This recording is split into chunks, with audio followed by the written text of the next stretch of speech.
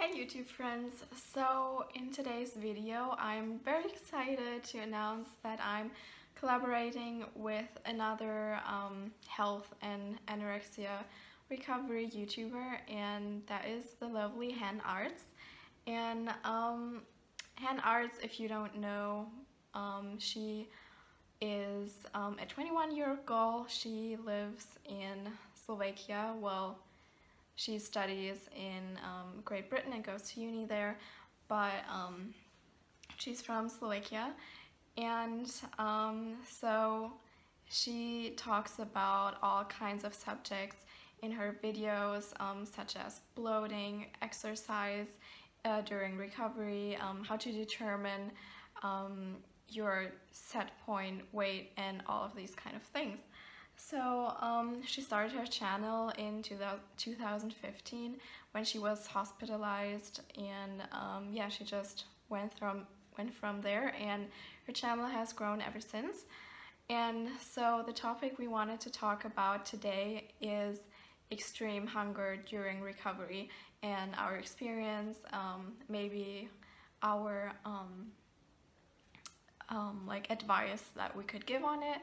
And so yeah, I'm just going to include the clip of her talking about the subject, and yeah, I will see you at the end of this video. What exactly is extreme hunger? Sometimes people in recovery experience the urge to eat and eat and eat anything and everything that's put in front of them. This might occur once in a while throughout recovery, and for some people not even at all.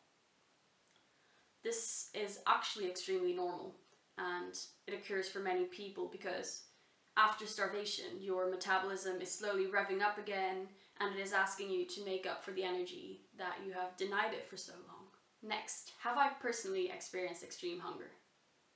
Yes, I have, and I still occasionally do. And I still have a big appetite overall, so I don't consider this extreme hunger. It's just that my body just needs a lot of food, and I listen to this, and it's very important to do that.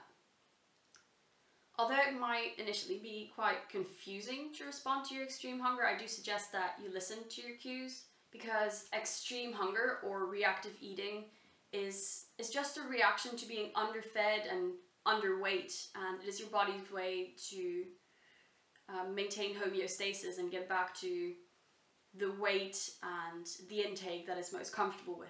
It does not mean you have gone from one eating disorder to the next, so you haven't suddenly gone from, for example, anorexia to binge eating disorder, as many people are really afraid that this might happen, but that's simply not the case. It simply means you have a calorie deficit that your body is drawing your attention to, and it is completely normal.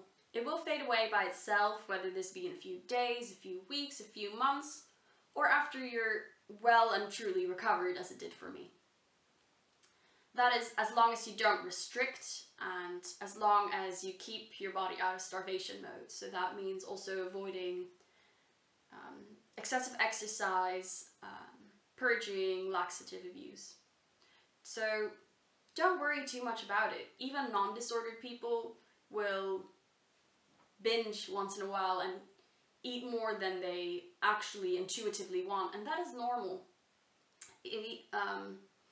Even without an eating disorder background, because of hormones, because of medication, boredom, having eaten an insufficient amount at a previous meal. So you are no exception. I am no exception. So there's nothing to worry about, really. The third question that is quite common, and probably the one you're here to hear: should I respond to extreme hunger, and what is the best way to deal with it? Yes. Respond to extreme hunger, no matter how terrifying that might seem. If you eat irregularly and go back to restriction from time to time, you're at a higher risk of binging again later in the future. So as long as you keep restricting, you're gonna keep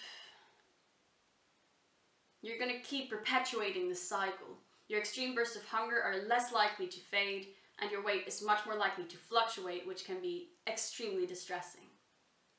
So for example, if you don't eat enough for breakfast, don't quite eat enough for lunch, you're much more likely to overeat at dinner time and then feel really guilty and repeat the cycle the next day. Extreme hunger is still slightly different. It's just being hungry all the time and feeling like you can't be satiated. But on a similar note, you just have to eat what your body wants and ensure that your body will want to trust you again after this period of time that it couldn't really trust you because you weren't giving it what it needed. So I suggest that you always listen to your hunger and never actively restrict for weight management.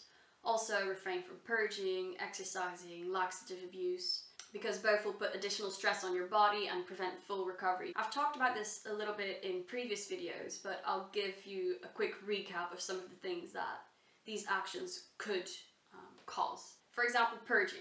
It's extremely dangerous and damaging to your body. It affects your electrolyte balance, your teeth, your metabolism, your skin, your brain, your stomach, your digestive system, etc., etc. It's just honestly so bad for you.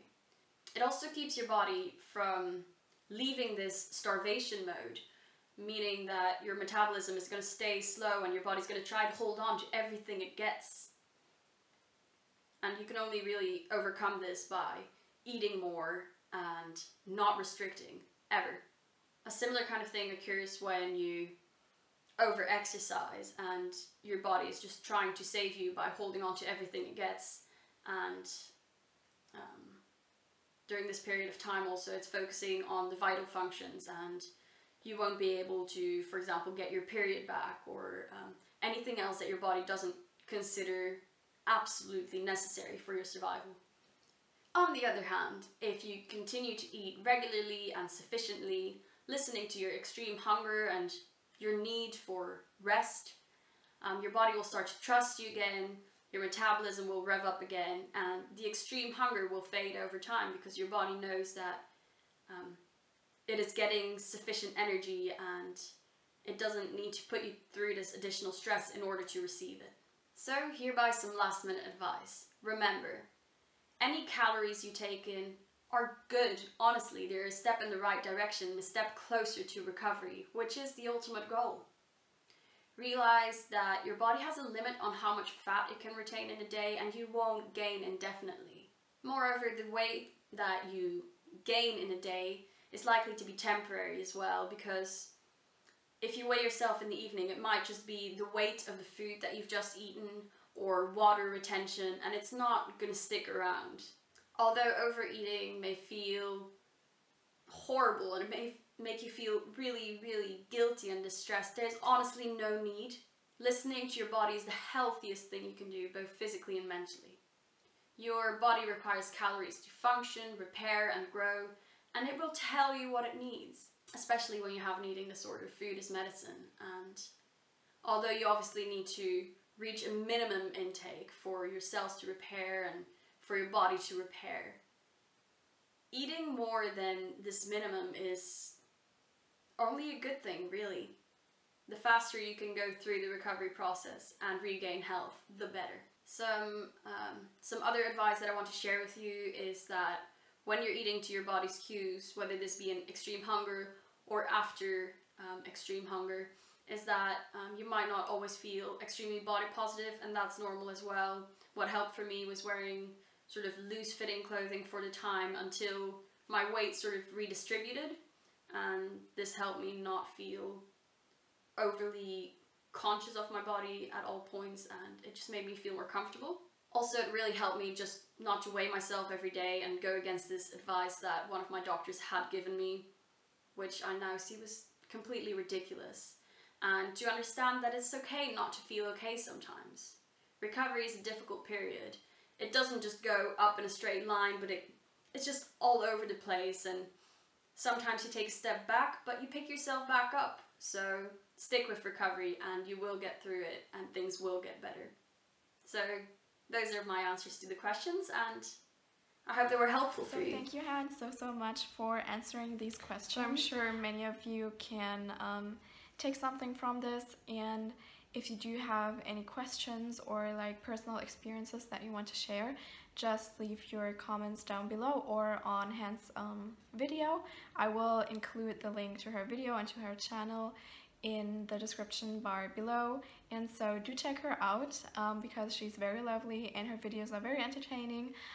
She vlogs a lot with her boyfriend, which is super cute, so if you're interested in that, then definitely do check her out. So yeah, I think this is going to be everything for today's video, and yeah, thank you all so much for watching, and I would love to see you in the next one. Bye!